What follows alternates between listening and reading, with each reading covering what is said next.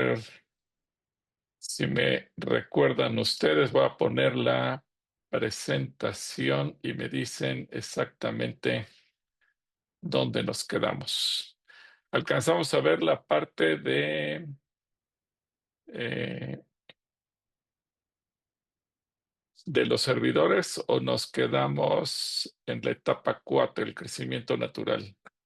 Crecimiento natural. En la La 4. última cita fue Hechos 11:19. Hechos 11:19. Ahí nos quedamos, ¿verdad? Entonces faltaba el número 5 dentro de las etapas. Bueno, vamos a recapitular. No voy a ver todos los versículos, pero sí vamos a ver rápidamente las etapas para recapitular y que todos nos podamos colocar en la misma frecuencia. ¿Les parece bien? Y entonces tenemos la etapa número 1, que es el aposento alto. Alguien que me diga rápidamente cuál es el aposento alto, en qué consiste, en qué radica. Pues se inicia en una casa en oración. Era cuando los apóstoles se reunían continuamente y todos estaban en el mismo lugar. Y ya después el Espíritu Santo los llenó con lenguas como de fuego. Y Muy bien, muy bien. Entonces, dijimos que esa es la forma correcta en que debe surgir cada congregación. Es decir, el orando. Yo sé que ahora hay otras cuestiones que pueden darse y que pudiéramos platicar de ellas posteriormente. El decir, voy a alguna otra ciudad, a partir de hoy convocamos a lo mejor una reunión de cristianos de muchas iglesias en ese lugar. Imagínense que fuéramos a Saltillo, Coahuila, o a Veracruz, Veracruz, o a Oaxaca, Oaxaca, o a cualquier otra ciudad donde no tenemos filial de Comisión Centros Cristianos. Y decimos, bueno, vamos a invitar a una reunión, a un hotel, a todos los cristianos de la ciudad, y después de tener la reunión les decimos, bueno, ahora a partir del próximo domingo vamos a abrir una nueva iglesia. Los invitamos a todos a que abandonen sus congregaciones y se vengan con nosotros. Eso sería antiético porque la palabra de Dios dice que hay que edificar en donde no haya fundamento ajeno. Entonces, por eso la forma correcta en la que toda congregación nace es en un aposento alto. La oración, porque de ahí se va a impactar la ciudad y seguir la estrategia de Jesús: Jerusalén, Judea, Samaria y hasta lo último de la tierra. Pero bueno, muchas veces no se quiere pasar por las etapas de la Biblia y entonces uno puede buscar sus propias etapas. Y eso nos explica por qué en un momento dado puede haber en un país, en una ciudad, porque este es un fenómeno mundial, muchas congregaciones y aparentemente la iglesia está creciendo, pero aunque crece el número de congregaciones, no crece el impacto del evangelio, no crece el número de cristianos, no crece la influencia en la sociedad. ¿Por qué? Pues porque a lo mejor hacemos una estrategia para en un domingo yo quiero tener 1,000 personas, aunque esas 1,000 personas yo las saqué de otras congregaciones, no edifiqué correctamente con ellas. La etapa número 2, la vida cristiana. ¿Quién me quiere decir en qué consiste la vida cristiana?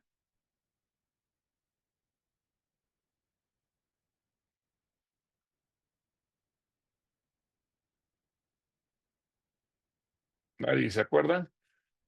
Sí, Buenas tardes, pastor. Es el tiempo de arrepentimiento, es para bautizarse, es un grupo, el grupo va creciendo en conocimiento de la palabra, es la etapa donde se comienza a vivir la palabra, el grupo madura, pero las personas que dicen maduran, la comunión empieza a, des- a- entre los hermanos. Y Ujú. hay una cita que dice Hechos 2:40 al 47. Sí, Sí. muy bien, No. muy bien. Bueno, exacto, es la etapa en la que, además de orar, ahora empezamos a poner en práctica ciertos elementos de la vida cristiana. Uno de ellos es el bautismo, el arrepentimiento, la gente empieza a tener alegría, por eso habla de los tiempos de refrigerio, donde todo mundo es feliz, donde empezamos a experimentar una nueva forma de vida. Y deseamos que eso no solo, bueno, se refiere evidentemente a la vida de la iglesia, a la vida cristiana, hablando de la visión de la iglesia, pero deseamos que también eso puede darse en la vida personal de cada cristiano, porque después de haber conocido a Jesucristo se empiezan a dar estos fenómenos. Me quiero bautizar, siento un gozo indescriptible, quiero compartirle a todo mundo lo que me está pasando. No entiendo bien qué pasó, pero sé que pasó algo. Es decir, la gente empieza poco a poco y desde no saber en qué parte queda Génesis en la Biblia o en qué parte queda el Evangelio de Mateo, pues la gente está ansiosa, con hambre, con sed de aprender la palabra de Dios. Y luego pasamos a la etapa número 3, que es la madurez. ¿Quién me quiere explicar para recordar todos a qué se refiere Si la quiere, madurez? si quiere yo, pastor. Sí, Adelante.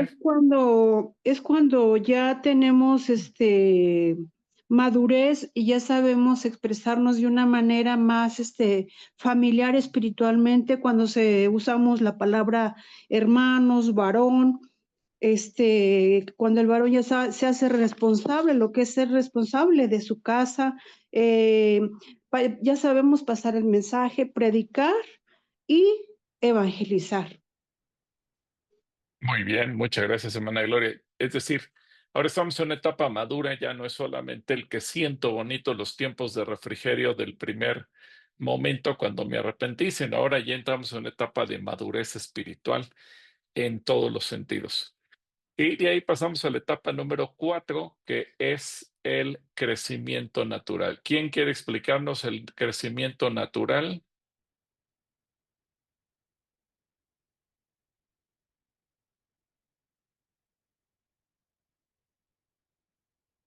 Es muy sencillo, si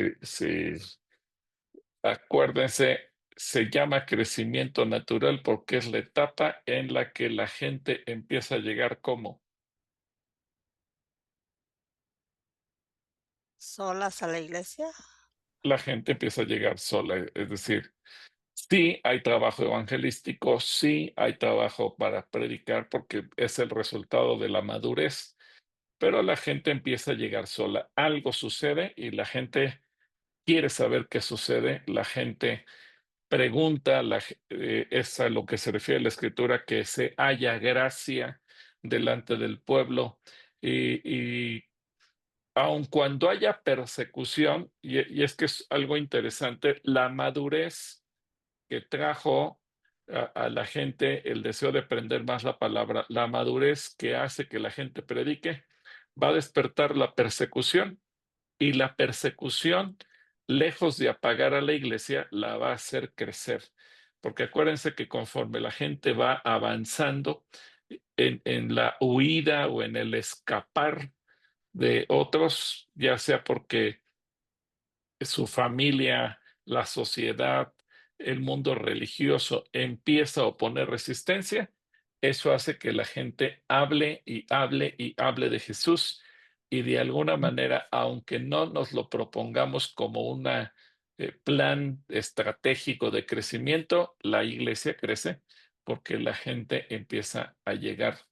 Aquí es donde se cumple que el Señor añade cada día a la iglesia a los que han de ser salvos.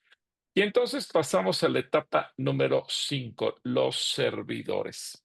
Es aquí donde la iglesia empieza a servir. Si bien, vuelvo a tomar los puntos anteriores, estamos felices porque alguien nos habló de Jesús. Un peso se quitó de nosotros, el peso del pecado. A lo mejor no entendemos bien cómo es que Dios ya nos perdonó. Y a lo mejor es cuando el creyente pasa 2, 3, 4 veces a aceptar al Señor porque quiere estar seguro de que todos los pecados han sido perdonados.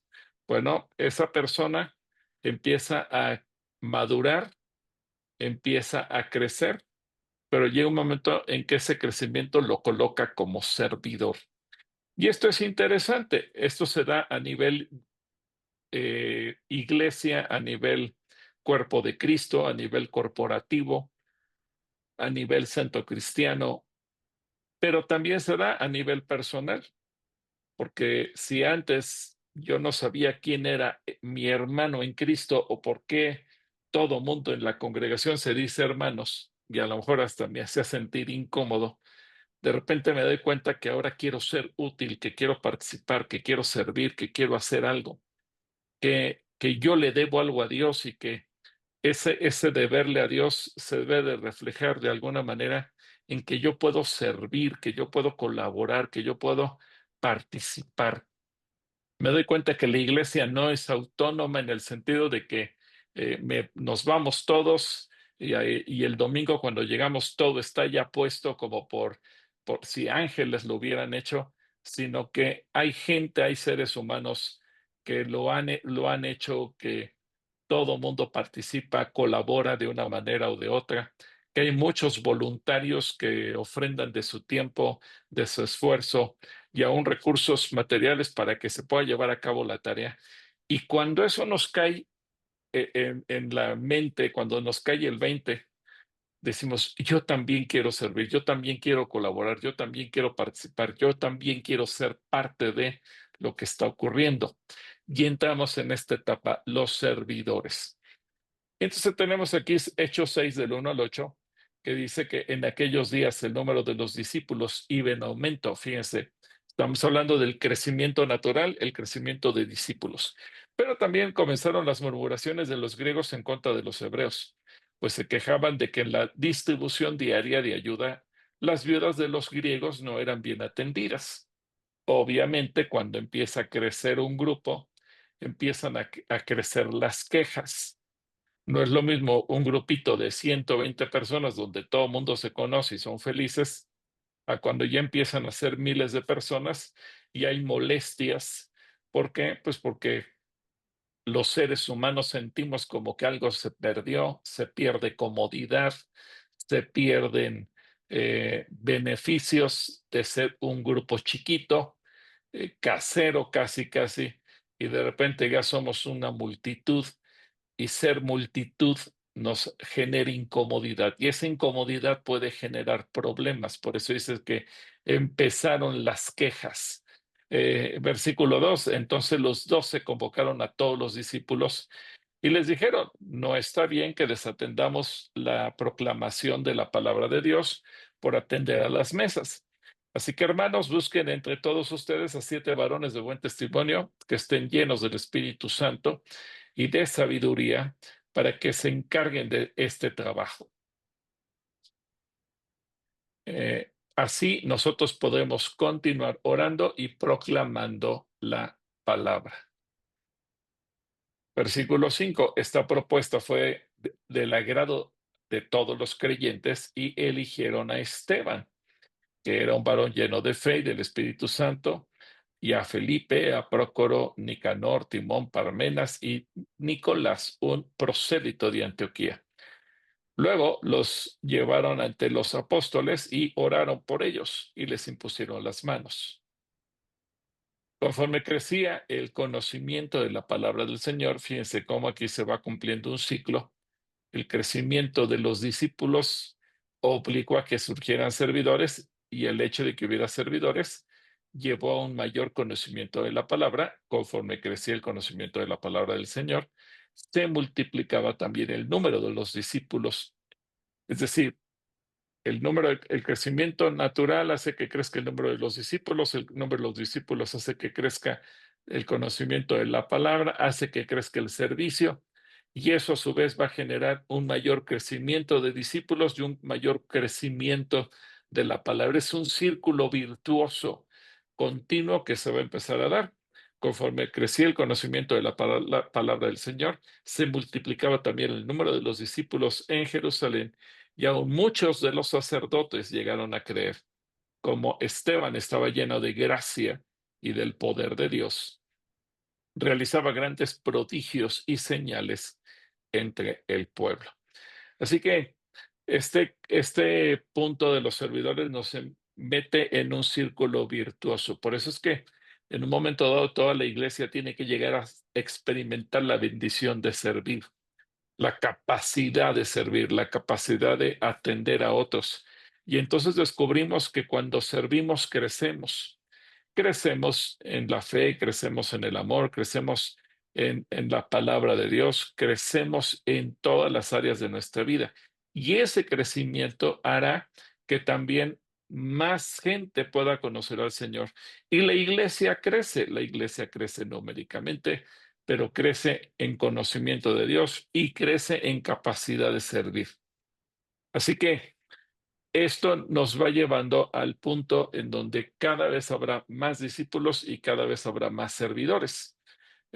Obviamente, también es importante tomar en cuenta el cubrir las áreas que el Espíritu Santo demanda. Él pone requisitos, él pone la forma en que hemos de desarrollarnos en el servicio. Y 1 Timoteo capítulo 3, versículos del 8 al 12 dice: de igual manera, los diáconos deben ser honestos y sin doblez, no demasiado afectos al vino ni codiciosos de ganancias deshonestas, y deben guardar el misterio de la fe con limpia conciencia. Además, estos primero deben ser puestos a prueba, y si son irreprensibles, entonces podrán ejercer el diaconado. Las mujeres, por su parte, deben ser honestas y no calumniadoras, sino sobrias y fieles en todo. Los diáconos deben tener una sola esposa y gobernar bien a sus hijos y a sus casas. Así que estas son condiciones que Dios pone para los servidores en general. No importa en qué área de la iglesia vayamos a servir, debemos tomar en cuenta que estas son condiciones que Dios nos aplica para el servicio. ¿Por qué? Porque también dice el Señor que la santidad conviene a su casa. Y obviamente el hecho de que la gente vaya llegando y vaya conociendo a Dios y se vaya arrepintiendo y quiera servir, no significa que vamos a pasar por alto las condiciones de santidad, de orden, de crecimiento espiritual, etcétera, etcétera, que Dios nos va colocando. Por eso es que Él nos habla de conductas, de situaciones. No es solamente que ya crecimos y en el conocimiento de Dios, no es solamente que ya creímos en Dios, no es solamente que ya me siento discípulo del Señor, sino que ahora tenemos que revisar determinadas áreas de la vida y del carácter de la gente para ver si está listo para servir. Y como lo dice aquí, ser puestos a prueba para que tanto varones como mujeres estemos en condiciones óptimas. Si bien no somos seres humanos perfectos, por lo menos que no estemos en situaciones que puedan servir de tropiezo para aquellas personas que se están acercando a la iglesia y que nos ven servir a nosotros. Ahora, ahí mismo en el primer epístola de Timoteo, capítulo 3, los versículos del 1 al 7, ahora nos habla ya en función de los ministerios. Dice, esta es palabra de fiel. Si alguno anhela ser obispo, es decir, estar en el rango de los ministerios, desea una buena obra, pero es necesario que el obispo sea irreprensible, que tenga una sola esposa, que sea sobrio, prudente, decoroso, hospedador, apto para enseñar, no afecto al vino, ni pendenciero, ni codicioso de ganancias deshonestas, sino amable, apacible, no avaro, que gobierne bien su casa, que tenga a sus hijos en sujeción y con toda honestidad, pues el que no sabe gobernar su propia casa, ¿cómo podrá cuidar de la iglesia de Dios? No debe ser un neófito, es decir, no una persona ¿Estás bien? nueva, no una persona nueva. Dice, no sea que se envanezca y caiga en la condenación del diablo. También es necesario que tenga buen testimonio de los de afuera, pero que no, para que no caiga en descrédito y en los lazos del diablo. Así que fíjense cómo el Espíritu Santo le da tanta importancia a este tema, que incluso nos lleva a considerar el testimonio que pudiéramos tener con la gente de afuera. Casi, casi como pedirle una carta de recomendación a los vecinos, a los compañeros de trabajo, a los clientes, a los proveedores, a la gente de la calle que nos conoce y qué opinión tienen ellos de nosotros. Porque una cosa es que a lo mejor les caigamos gordos por ser cristianos, pero otra cosa es que nos puedan acusar de algún tipo de pecado o de actitud indecente o deshonesta. Por eso el Espíritu Santo cierra de alguna manera este círculo y nos hace ver la necesidad de tener una buena opinión para con la gente de afuera. Y Hechos 11, 19 al 26, nos enseña que no importa el rango, cómo se llame nuestro servicio o qué ministerio sea donde estemos participando. Eso no importa. Lo que importa es el servicio. Lo que Dios ve es nuestro carácter, nuestro corazón y la calidad de servicio. ¿Cómo vamos a dotar nosotros a la gente? Este es un pasaje interesante que dice, mientras tanto, los que habían sido dispersados por la persecución que se desató por causa de Esteban llegaron hasta Fenicia, Chipre y Antioquía y hablaban de las buenas noticias solamente a los judíos. Pero había ahí unos varones de Chipre y de Cirene que al entrar en Antioquía habían hablado también a los griegos acerca de las buenas noticias del Señor Jesús. Y con la ayuda del Señor, un gran número de personas creyó y se convirtió al Señor. Como esto llegó a oídos de la iglesia en Jerusalén, enviaron a Bernabé hasta Antioquía. Y cuando él llegó y cuando él llegó y constató la bondad de Dios, se alegró mucho y exhortó a todos a permanecer fieles al Señor con todo el fervor de su corazón. Bernabé era un hombre bueno, lleno de fe y del Espíritu Santo. Así que una gran multitud se agregó para seguir al Señor. Después de esto, Bernabé se fue a Tarso para buscar a Saulo, y cuando lo encontró lo llevó a Antioquía. Durante todo un año se congregaron con la iglesia y enseñaron a mucha gente. Y fue ahí, en Antioquía, donde a los discípulos de Jesús se les llamó cristianos por primera vez. Ahora, si se dan cuenta, Bernabé, este es un excelente ejemplo, porque Bernabé no era una persona que hubiera tenido un alto grado dentro de la iglesia, no era de las columnas vertebrales, por decirlo de alguna manera, no era de los grandes reconocidos como Pedro, como Juan, como Mateo. Él era un servidor desconocido, pero era un hombre de fe, era un hombre íntegro, era un hombre de buen testimonio, era un hombre lleno del Espíritu Santo. Y a él Dios lo utiliza para levantar iglesias. Ahora, Bernabé tiene una característica muy especial. Él es un buen discipulador. No solamente es un buen discípulo, él es un buen discipulador. Si se dan cuenta, él echó el ojo a Pablo o a Saulo y lo fue a buscar, lo discipuló y lo entrenó para que junto con él sirviera en Antioquía, la iglesia que Bernabé había fundado. Y si recuerdan, no me voy a meter mucho al detalle, pero Bernabé, junto con Saulo, en Hechos 13 comienza los viajes misioneros para comenzar a establecer iglesias en diferentes lugares.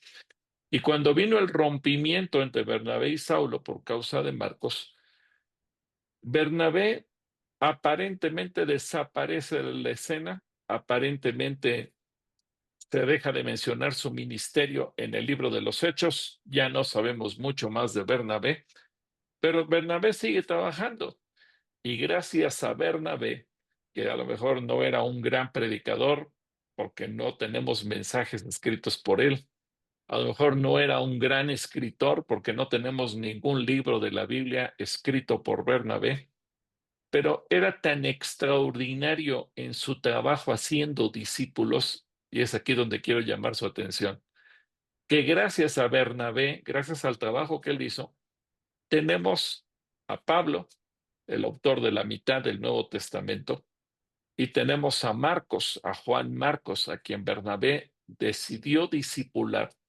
Y aun cuando el rompimiento entre Saulo y Bernabé se dio por culpa de Juan Marcos, porque Juan Marcos era un jovencito inmaduro y con muchos problemas que pudiéramos hablar de él.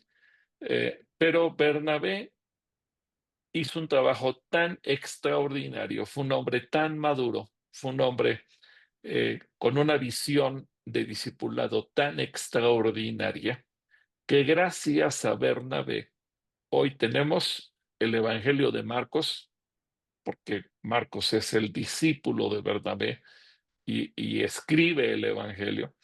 Y gracias a Bernabé tenemos a Pablo. Los discípulos, cuando se enteraron que Saulo se había convertido, le tenían miedo. Y Bernabé no solamente no le tuvo miedo, creyó en él, creyó en su conversión sincera, lo toma, lo entrena, lo discipula y hace de él el apóstol que llega a escribir la mitad del Nuevo Testamento. Entonces, creo que Bernabé es un ejemplo extraordinario de que él no fue mencionado dentro de los apóstoles, no fue mencionado dentro de los autores del Evangelio, no fue mencionado dentro de los autores de las epístolas, no fue mencionado en muchos sentidos, pero él, su trabajo lo hizo de una manera tan preciosa que nos deja un legado para la posteridad y por la eternidad. Así que creo que eso también nos habla de que dentro de la etapa de que se van levantando servidores, no todos los servidores vamos a predicar, no todos los servidores vamos a escribir un libro, no todos los servidores vamos a hacer todo, pero si tú en tu función haces discípulos, tú puedes ser un Bernabé, no sabes qué clase de discípulos, a lo mejor un discípulo tuyo va a levantar iglesias, un discípulo tuyo va a ser un instrumento a través del cual Dios va a hacer milagros, un discípulo tuyo va a lograr cosas que a lo mejor tú nunca vas a lograr, pero esta es también la grandeza de Bernabé. Él no tenía celo, él no quería ser visto ni reconocido. Él no pasa la historia como el que hace los milagros como los que hace Pablo, pero Bernabé es el hombre detrás de quien están Pablo y Marcos. Así que una excelente lección nos deja la vida de Bernabé. Entramos a la etapa número 6. Esta etapa se llama grupos, casas y misiones. Esta es una etapa preciosa. ¿Por qué? Porque ahora la iglesia ya no solamente fue el aposento alto donde orábamos todos y era lo único que hacíamos, ya no solamente pasamos los tiempos de refrigerio de la vida cristiana, ya no solamente maduramos y empezamos a crecer y empezamos a generar servidores. Ahora la iglesia empieza a tener iglesias hijas, grupos hijos que se van levantando en diferentes lugares. Bien por gente que sale de la congregación, me voy a ir a vivir a otra ciudad, me voy a vivir a otro municipio, me voy a vivir a otro país, me voy a vivir a otro lugar. Y esa gente no solamente se va diciendo yo soy miembro de la iglesia fulana de tal, sino que ahora esa persona se convierte en un instrumento para levantar otros grupos, otros aposentos altos, otras casas, otras misiones.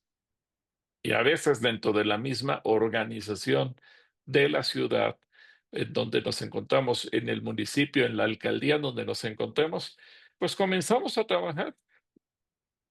Ahora, esto es interesante porque, como dice la Biblia, no depende del que quiere ni del que puede, sino de Dios que tiene misericordia. No es que yo quiera levantar mi grupo y me separo de la congregación a donde asisto y ahora voy a empezar a levantar uno, porque no es así el trabajo, no es un capricho. Quiero tener mi iglesia, quiero tener mi congregación, quiero tener mi grupo. No, no se trata de eso. Dentro del mismo crecimiento natural, llega un momento en que la iglesia se empieza a multiplicar. No es que me salí porque no estuve de acuerdo con el pastor, no es que me salí porque ya no me gustaron las predicaciones, no es que me salí porque siento que ya no me lleno, no es que me salí porque todo lo critico, no es que me salí porque estoy inconforme, no es que me salí porque ya no me gusta congregarme, no, porque recordemos que lo que sembramos vamos a cosechar, y si salimos con una mala actitud de la iglesia local, pues evidentemente que eso lo vamos a cosechar el resto de nuestra vida. El crecimiento se va dando cuando de manera natural, sirviendo dentro de la misma iglesia, empieza a darse la multiplicación. A lo mejor abro una casa y esa casa empieza a tener un crecimiento, y por más que yo quiera que esa gente se vaya a la iglesia local y yo le estoy enviando, la gente no deja de llegar, de llegar, de llegar, y esa casa poco a poco se empieza a multiplicar hasta que un día se convierte en una congregación. Se va repitiendo el fenómeno del aposento alto. Entonces empezamos como una casa de oración y de repente empezó a venir la gente y se fueron repitiendo los pasos 1, 2, 3, 4 y 5 de manera natural, o porque a lo mejor me cambiaron por mi trabajo a otra ciudad y averiguo, bueno, y aquí no hay iglesias, bueno, si no hay una congregación en donde me puedo sentir a gusto, empiezo a orar, abro la casa y Dios empieza con los pasos 1, 2, 3, 4 y 5 y se empieza a dar el crecimiento. Por eso a esta etapa le hemos puesto así: grupos, casas y misiones. Puede ser también un crecimiento programado, intencional. También es válido cuando estratégicamente, así como Bernabé y Saulo salen a predicar el evangelio y a levantar iglesias, no por casualidad. Ellos no estaban siendo perseguidos. Ellos salen a hacer los viajes misioneros a establecer iglesias. Y bueno, dentro del establecimiento de las iglesias también hubo persecución. Pero a lo que me refiero, Bernabé, Esteban, o Felipe, mejor dicho, y otros más, siendo perseguidos a donde iban, predicaban y se iban levantando iglesias. Pero Bernabé y Saulo salen intencionalmente. Ellos sí salen con la idea: vamos a hacer un viaje donde vamos a visitar ciudades, y en esas ciudades vamos a predicar el evangelio, y donde prediquemos el evangelio vamos a levantar iglesias. Entonces, hay un trabajo misionero, es un trabajo intencional, se hace a propósito, no es obra de la casualidad. Y eso también es parte del desarrollo estratégico de la iglesia. Entonces, se pueden dar todos estos fenómenos dentro de una casa de la misma congregación que empieza a crecer.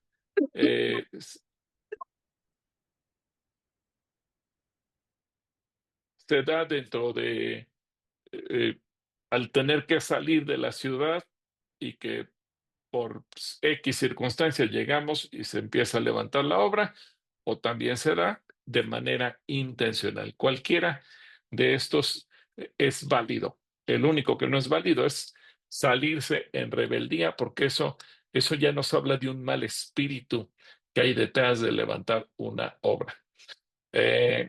Hechos capítulo 5, versículo 42 dice: y todos los días no dejaban de enseñar y de anunciar en el templo y por las casas las buenas noticias acerca de Cristo. Quiero que noten algo. Los discípulos comienzan en una casa, el aposento alto, pero empiezan a ser multitudes. Se ven afuera del templo, donde había una explanada. Los que han ido con nosotros a Jerusalén en alguna ocasión, y hoy no se me ocurrió poner aquí en la presentación una fotografía, pero la próxima semana se las voy a poner para mostrárselas.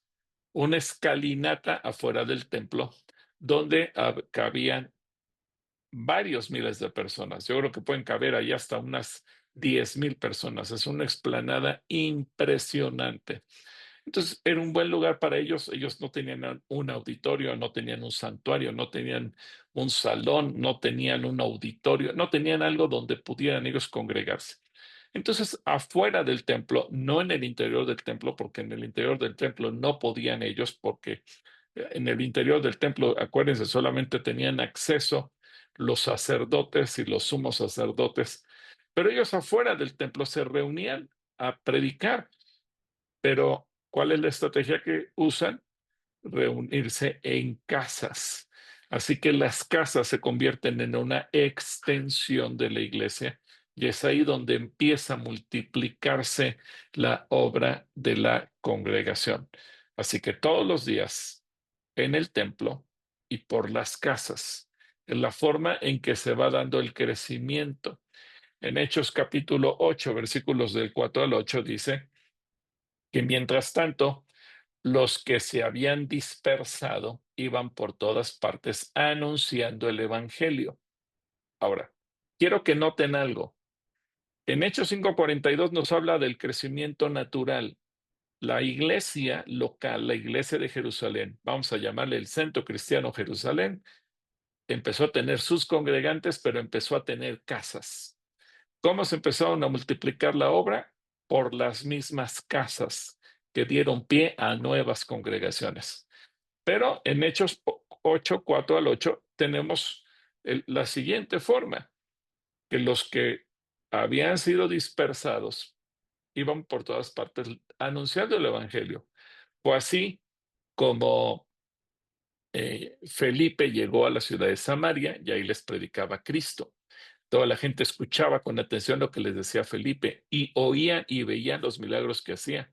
Muchos de los que tenían espíritus malignos eran sanados y los espíritus salían de ellos lanzando fuertes gritos. También muchos de los cojos y paralíticos quedaban sanos y había una gran alegría en toda la ciudad. Es decir, aquí nos damos cuenta que la dispersión, y permítame utilizar la palabra, las circunstancias que obligaron que la gente saliera de viaje, abandonara su lugar, su ciudad donde originalmente vive. Esas circunstancias llevaron a la gente a predicar y que se levantaran nuevas congregaciones. Hoy, a lo mejor, cuando alguien dice, me voy a ir a vivir a Tampico, me voy a ir a vivir a San Luis Potosí, me voy a ir a vivir a Tucson, Arizona, me voy a ir a vivir a donde sea. Ok, no está yendo quizás por una persecución, pero está yéndose por motivos laborales. Y en ese viaje que hace, o en esa salida, en esa plantar a otro lugar, a lo mejor dice, no he encontrado una congregación en donde yo pueda crecer espiritualmente, donde yo pueda adaptarme, donde yo pueda avanzar, etcétera, etcétera. Bueno, pues comenzará la obra y comenzará a trabajar para el Señor. Así que esta es una segunda forma. Hechos 11 del 19 al 26, ahora nos dice, continuando en la misma línea, mientras tanto los que habían sido dispersados por la persecución que se desató por causa de Esteban, llegaron hasta Fenicia. Ahora, quiero que noten algo. El Señor Jesucristo había dicho que tenían que ir a Jerusalén, Judea, Samaria y hasta lo último de la tierra. Jesús estaba refiriendo al hecho de dejar la comodidad de Jerusalén para irse a otro lugar. Así que aquí vemos en Hechos 8 del 4 al 8 que después de Jerusalén llegaron a Samaria y Jerusalén queda dentro de Judea. Así que, si me permiten, por las casas, la iglesia empezó a crecer en Jerusalén y en Judea, por las casas. Pero cuando vino la persecución, llegaron a Samaria, el segundo paso, Jerusalén, Judea, Samaria. Y en Hechos 11, ahora vemos que rebasan las fronteras del país y dice que llegaron hasta Fenicia, llegaron hasta Chipre y llegaron hasta Antioquía. Ya hablaban las buenas noticias solamente a los judíos. Es decir, ellos eran muy precavidos y solamente le hablaban a judíos. Pero había ahí unos varones de Chipre y de Cirene, ahora estamos hablando de otros países, que al entrar en Antioquía habían hablado también a los griegos acerca de las buenas noticias del Señor Jesús. Pues ahora ya estamos hablando de llegar hasta Grecia, hasta Chipre. Como esto llegó a oídos de la iglesia en Jerusalén, enviaron a Bernabé hasta Antioquía. Y cuando él llegó, constató la bondad de Dios se alegró mucho y exhortó a todos a permanecer fieles al Señor con todo el fervor de su corazón. Bernabé era un hombre bueno, como ya lo leímos hace rato, lleno de fe y del Espíritu Santo, así que una gran multitud se agregó para seguir al Señor. Después de esto, Bernabé se fue a Tarso para buscar a Saulo y cuando lo encontró lo llevó a Antioquía. Durante todo un año se congregaron con la iglesia y enseñaron a mucha gente, enseñaron a mucha gente, y fue ahí en Antioquía en donde los discípulos de Jesús se les llamó cristianos por primera vez.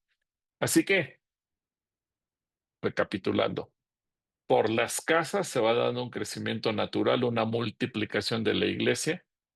Por la persecución se llegó hasta Samaria y se llegó hasta otras fronteras: Fenicia, Chipre, Antioquía, Grecia, etcétera.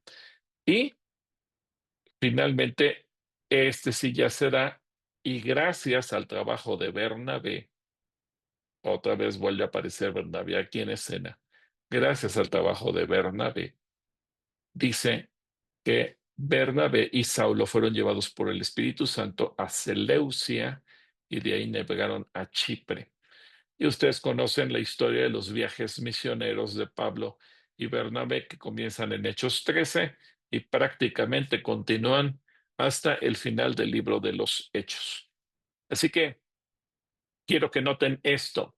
En Hechos 13 ya es el Espíritu Santo el que los llama, el que les dice, es necesario que salgan, es necesario que vayan. Ya no van a depender de las circunstancias, ya no van a depender de que si los persiguen, no van a depender solamente de de las cosas que ocurren, sino ahora ustedes van a hacer que sucedan, ustedes van a provocar que sucedan. Ahora van a salir al mundo a intencionalmente a establecer congregaciones, a hacer que la iglesia crezca. Y esta es la etapa entonces donde en esta número 6, donde aparecen los grupos, donde aparecen las iglesias, donde aparecen las casas, las misiones y la obra del Señor se hace crecer. Grupos, casas y misiones. Podríamos pensar en ya se empieza a establecer grupos. Ahora se empiezan a tomar criterios en común, como sucedió en Hechos 15, donde hay un concilio, donde hay dudas. Ahora, ¿qué sigue? ¿Cómo le hacemos? Acuérdense que en Hechos 15 nos relata que los judaizantes empezaron a meter su cuchara. Entonces empezaron a decir que el que no se circuncide y el que no haga esto y el que no haga aquello, y empiezan a poner un montón de formatos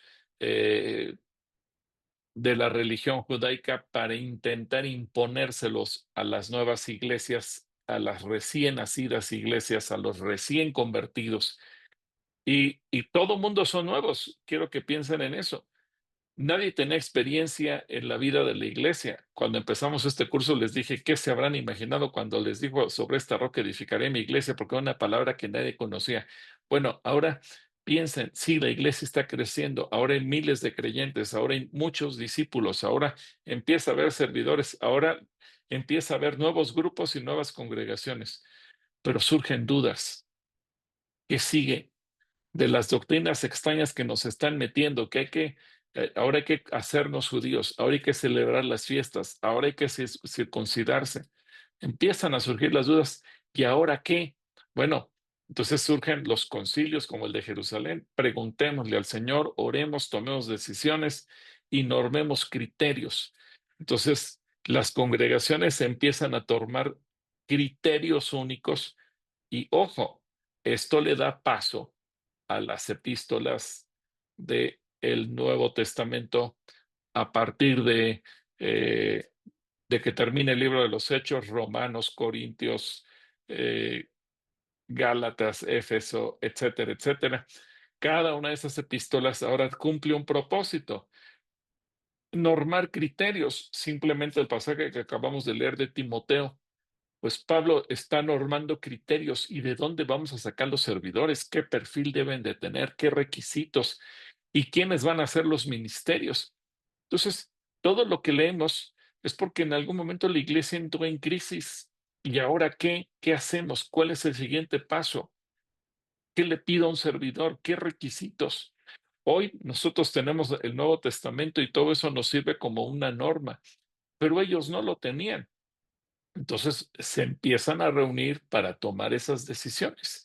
Y, entonces entramos a la etapa número 7, las iglesias, podemos decir las filiales, los centros cristianos, los grupos que empiezan a crecer y se empiezan a desarrollar. Hechos 16, versículos 15 y 16, dice, y así las iglesias eran confirmadas en la fe.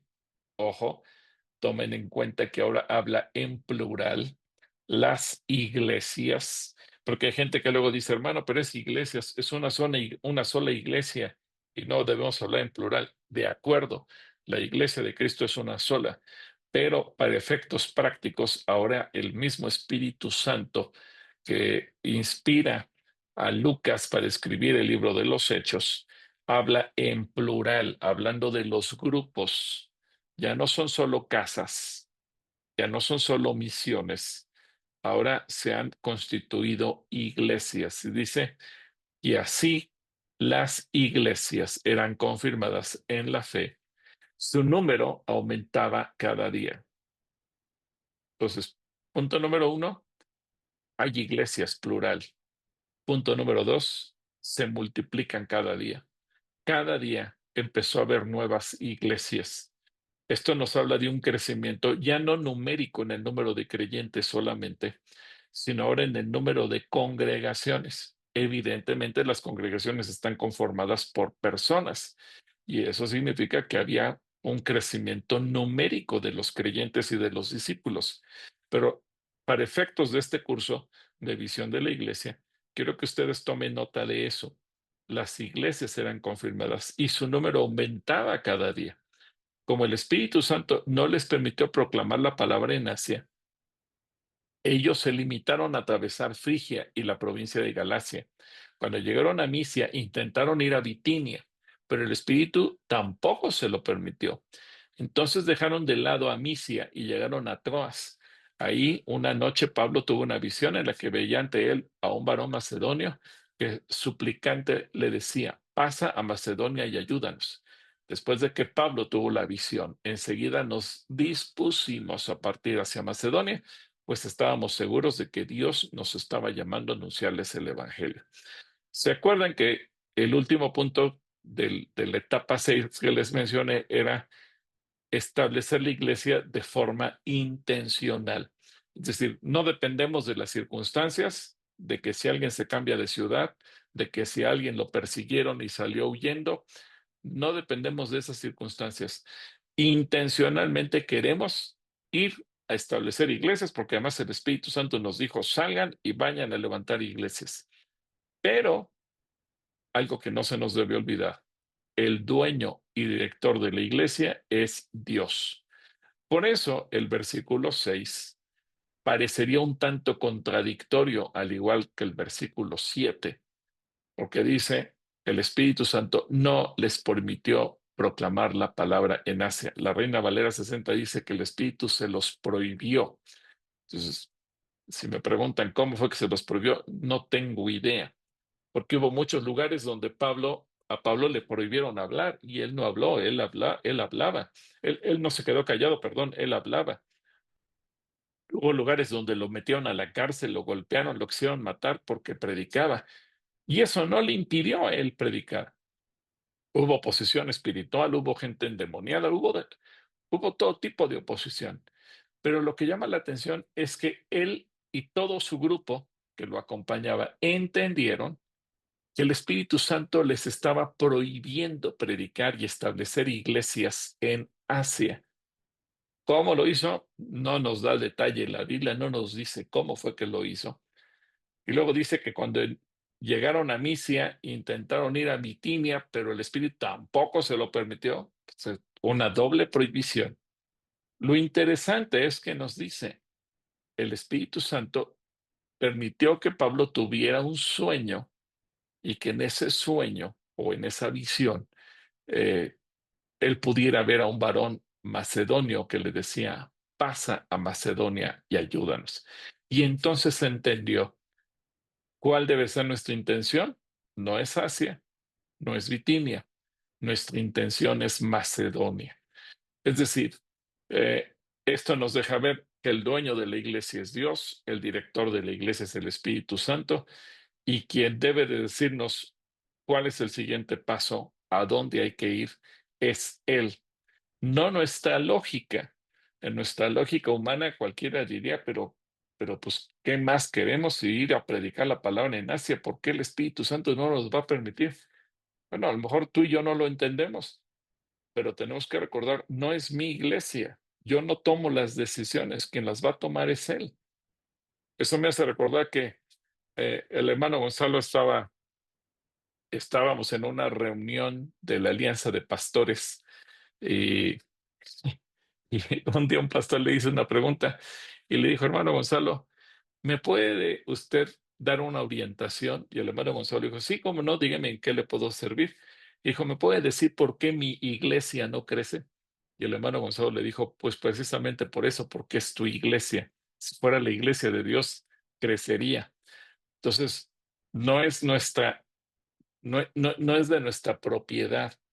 Y creo que Hechos 16 es un ejemplo clarísimo.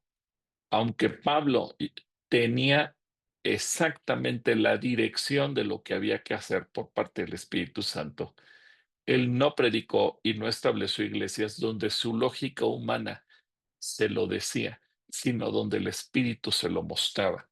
Y esa es parte de nuestra tarea, escuchar la voz de Dios. Hechos 15:22, Hechos 15:22 nos enseña que alrededor de los ministerios hay un grupo de servidores, apóstoles, ancianos, ministros, y dice a los apóstoles, a los ancianos y a toda la iglesia, les pareció buena idea elegir entre ellos a algunos hermanos, y eligieron a Judas, también conocido como Barsabás, y a Silas, pues sobresalían entre los demás hermanos, y los enviaron a Antioquía con Pablo y Bernabé, quienes de esa manera, estos varones fueron enviados y llevaban la responsabilidad de comunicar. Pero notemos algo, las decisiones se toman en grupo, las decisiones se toman en equipo.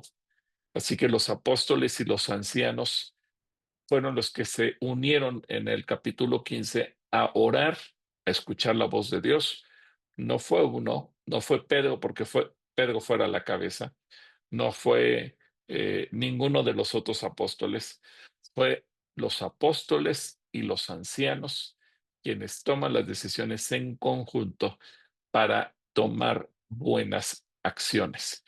Y las comunican a la iglesia y los comunican, si se dan cuenta, con gente como Pablo, como Bernabé y como Judas o como Barsabás o como Silas, gente que tenía un crecimiento espiritual y quienes pudieran ser los mensajeros de que los apóstoles y los ancianos habían tomado como decisión.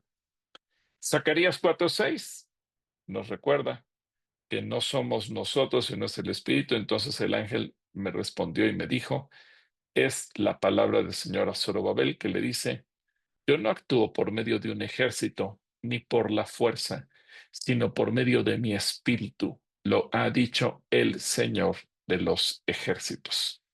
Así que la iglesia no va a crecer por un ejército de servidores. La iglesia se va a desarrollar por el poder del Espíritu Santo.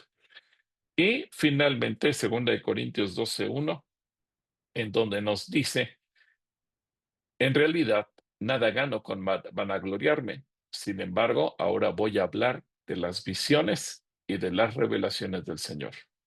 Es decir, tenemos que aprender a desarrollar una dependencia absoluta de Él.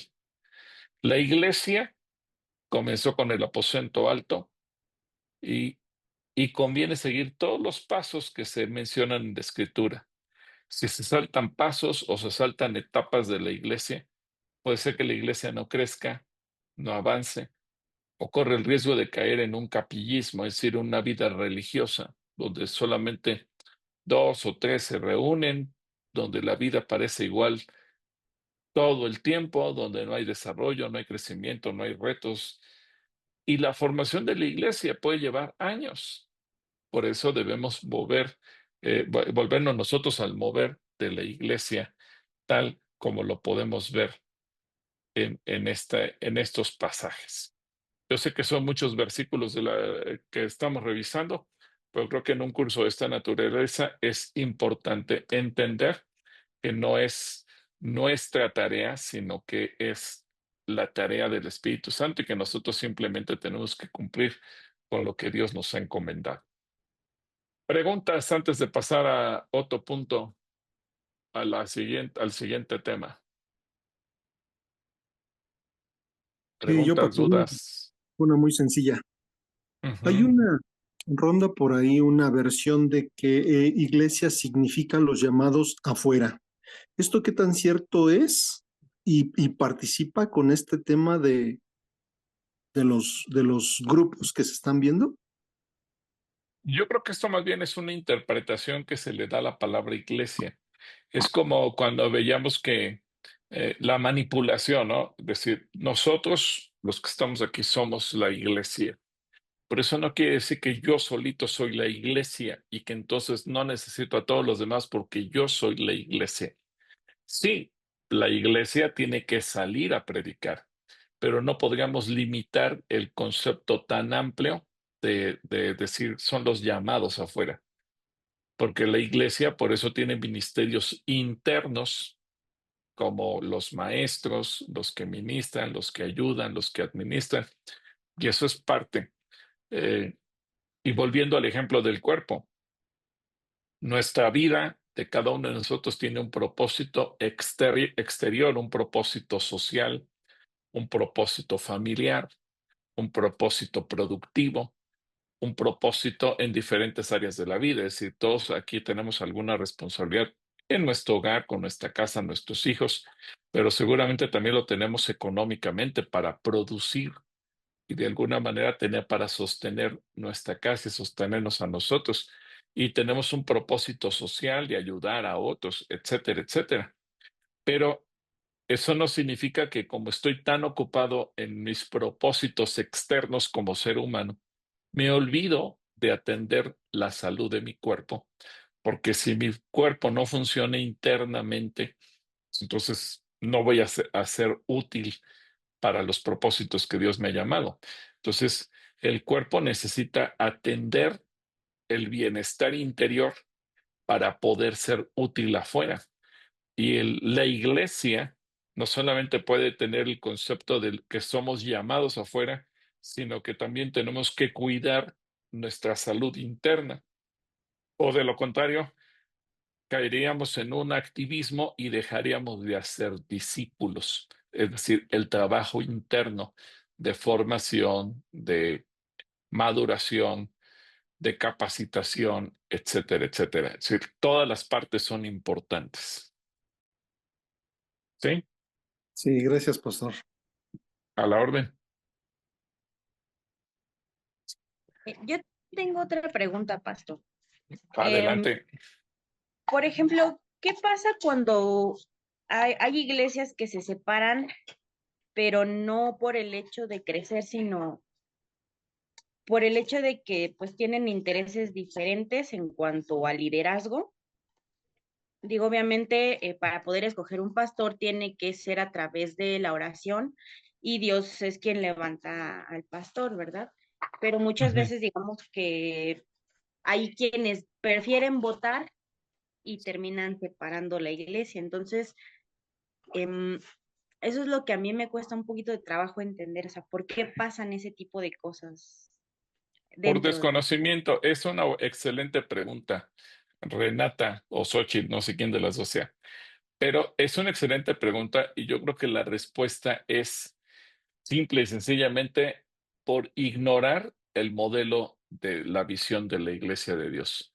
Es decir, a lo mejor hacemos las cosas más en nuestro egoísmo humano, en nuestra carnalidad, porque si se dan cuenta en la Biblia no aparece eso, y vamos a seguir viendo en los siguientes temas cómo es que se van desarrollando los ministerios.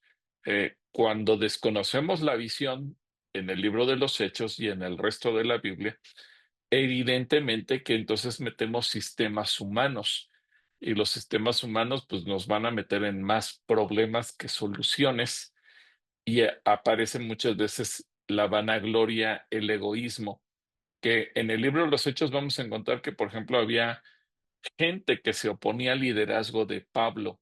Y Pablo, lo vemos un hombre tan humilde, tan sencillo, que él nunca peleó para ser reconocido, nunca peleó para tener la, la preponderancia, el reconocimiento, el aplauso, etcétera. Él simple y sencillamente pues cumplió con su papel de lo que tenía que hacer y punto.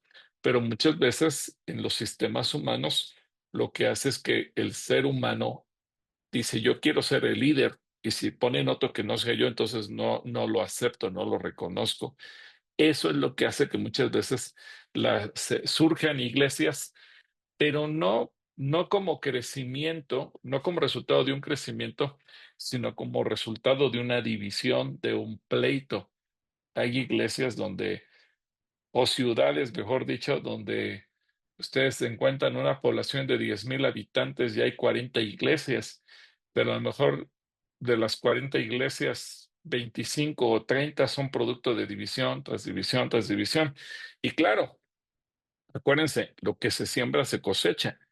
La primera iglesia que se dividió se levanta, y al paso del tiempo esa iglesia se divide. Y de esas dos van a surgir otras dos, y de esas dos van a surgir otras dos. Entonces, de una iglesia que comenzó dividiéndose, después hay 4, 8, 16, 32, y son iglesias chiquitas porque todas van de división tras división tras división. Contrario a lo que Jesús oró para que entre los discípulos hubiera unidad. Y el propio Señor dijo, en esto conocerán que son mis discípulos. Pero cuando hay división y división y división, la gente dirá, bueno, ¿y aquí quién es el bueno? ¿Cuál es la congregación sana?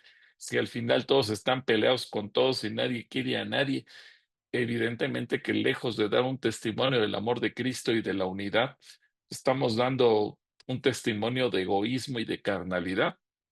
Que esa pregunta que tú haces, es lo mismo a lo que Pablo se refiere en 1 Corintios cuando pregunta, ¿está dividido Cristo? Porque unos dicen, yo soy de Pablo, yo soy de Apolos, yo soy de Cefas. Entonces, la gente empieza a tomar partido. Y el libro de Corintios nos enseña, no, la iglesia no se trata de tomar partido, porque la iglesia no depende del pastor ni de una persona, la iglesia depende de Cristo. Y ahí vamos a ver el fruto de lo que hay en el corazón de cada persona, si la iglesia o no proviene de parte de Dios. ¿Sí queda claro? Sí, claro que sí, muchas gracias. Al contrario. Mana Margarita, Yo solo tengo una pregunta, pastor. Es con los misioneros. Los misioneros que se levantan por una ordenanza o porque un grupo de un consejo oraron por ellos y pusieron sus manos. ¿Esa misión tiene fruto si es levantada por el Señor solamente? claro.